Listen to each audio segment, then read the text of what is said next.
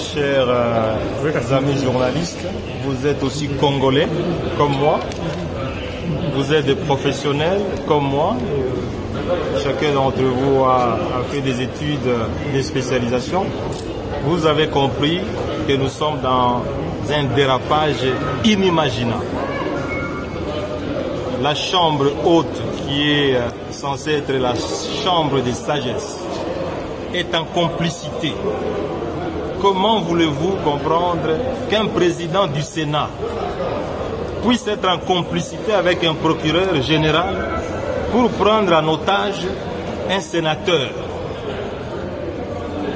Le président du Sénat va voir le procureur pour dire « aidez-moi à arrêter un sénateur ». Où est-ce que vous avez vu ça? Même à l'époque du maréchal Mobutu, on n'a jamais vu ça. Même à l'époque du maréchal Mobutu, on n'a jamais vu ça. Un président du Sénat se met en complicité avec un procureur pour arrêter un sénateur, un ancien Premier ministre. Où est-ce que vous avez vu et dans quel pays la Cour constitutionnelle, qui est l'instance la plus haute, prend une décision, un président du Sénat refuse de l'appliquer? Mais c'est inimaginable. Est-ce que vous vous rendez compte, chers amis journalistes, le niveau de dérapage dans lequel nous sommes aujourd'hui?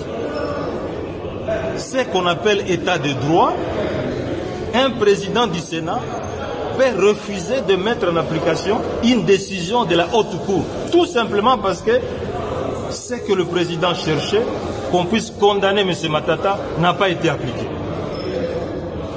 Chers amis journalistes, où est-ce que vous avez vu un dossier qui est clôturé sans suite, où un procureur général demande pardon à quelqu'un, mais il ne clôture pas le dossier? Mais justement, c'est le président du bureau qui a demandé au procureur de ne pas clôturer le dossier. Comment il va le notifier? J'ai demandé au président du Sénat, c'est vous qui avez levé mes immunités. C'est vous qui avez reçu la lettre du procureur général. Moi, j'ai vu le procureur général qui m'a dit que M. Matata, votre dossier est vide et nous devons le classer sans suite. Mais il n'a jamais clôturé. Mais demandez-lui qu'il puisse vous dire qu'est-ce qu'il en est. Mais le président du Sénat dit, je ne peux pas lui écrire. Comme c'est lui qui lui a demandé de ne pas lui écrire. Vous comprenez? Qu'il ne peut pas lui écrire. Mais ça, c'est un jeu d'enfant. Est-ce que vous avez reçu l'acte de notification de la Cour constitutionnelle? Avez-vous reçu l'acte de notification? Mais il a reçu ça. J'étais avec lui dans son bureau le mardi et il m'a dit que j'ai reçu ça. Il m'a dit dans son bureau, et je l'ai dit d'ailleurs tout à l'heure. Et pourquoi vous refusez de vous restituer vos immunités si l'acte de notification... Mais je vous ai dit qu'il est en train de préparer d'autres réquisitoires. Il attend que le Sénat puisse fermer pour qu'il puisse encore introduire d'autres réquisitoires. Mais ça, c'est un jeu d'enfant. Donc par là, on peut comprendre que le président du Sénat est instrumentalisé? Mais je ne sais pas, mais tout ce que moi je vois, c'est que les actes qu'il est en train de poser sont en violation flagrante de la Constitution. C'est le seul pays au monde, mesdames et messieurs les journalistes, où on peut voir un président du Sénat refuse d'appliquer une décision de la haute cour. Où est-ce que vous avez vu ça? Oui, mais on comprend qu'il y a 61 ans après l'indépendance. 61 ans après l'indépendance. Et pourtant, ça, je ne sais pas. Et pourtant, les arrêts de la Cour sont exécutoires. Mais ils sont exécutoires. Alors, si on fait ombrage, quelle autre démarche pourriez-vous faire? Moi, je ne sais pas. Je vais m'adresser au secrétaire général des Nations Unies parce que qu'est-ce que vous voulez que je fasse? Mais vous lui avez déjà écrit. Mais je vais lui écrire de nouveau. Qu'est-ce que je peux faire? Alors, une question de curiosité. Oui. Qu'est-ce que l'honorable Matata se reproche du dossier Bouanga? Je ne me reproche rien, mes chers amis, pour vous dire que c'est un scandale. C'est un scandale qui se fait malheureusement après 61 ans d'indépendance. Vous dites quelqu'un, il a détourné 140 millions de dollars. 2 semaines après, le procureur qui a écrit qu'il a détourné 140 millions de dollars dit « Je vous présente les excuses et je vous demande pardon ». Non, attendez d'abord que je termine. Moi, je vous dis que vous avez volé 140 millions de dollars. 2 semaines après, je vous dis pardon. Est-ce que c'est sérieux? Dites-moi, est-ce que c'est sérieux? Aujourd'hui, on peut... Deuxièmement, Boukangalonzo. On dit que M. Matata a détourné 204 millions de dollars américains.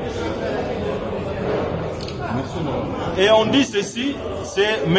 Christo Grobler, qui était le gestionnaire du parc agro-industriel, qui m'a remis ça. L'inspecteur des finances, Gilles Alinguite, les confirme. Le procureur général, Jean-Paul Mukolo, les confirme. M. Christo Grobler arrive ici à Kinshasa. Ça fait 1 mois et demi qu'il est ici.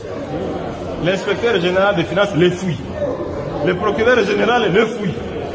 Lui-même, il passe à la télévision. Je suis ici pour témoigner que je n'ai rien donné à M. Matata. Mais si le Sénat ici a besoin de savoir la vérité, mais le Sénat n'a qu'à appeler le procureur général ici, qui m'a demandé pardon pour dire, vous avez dit que M. Matata a détourné 140 millions de dollars. Venez nous dire ici que vous lui avez demandé pardon. Mais Mukolo Jean-Paul, il est ici à Kinshasa, il n'est pas en Europe. Deuxièmement, M. Christo Grobler, qui m'a remis l'argent, il est ici, mais que le Sénat l'appelle.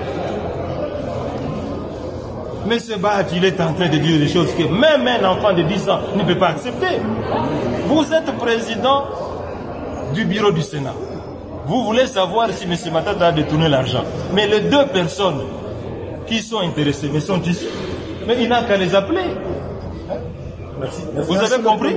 Merci. Donc c'est du chantage, c'est de l'acharnement. C'est tout ce que vous devez savoir. Et c'est douloureux et c'est honteux pour un pays. Et c'est honteux pour vous aussi les journalistes de vivre de tels événements. Des théâtres, des parodies.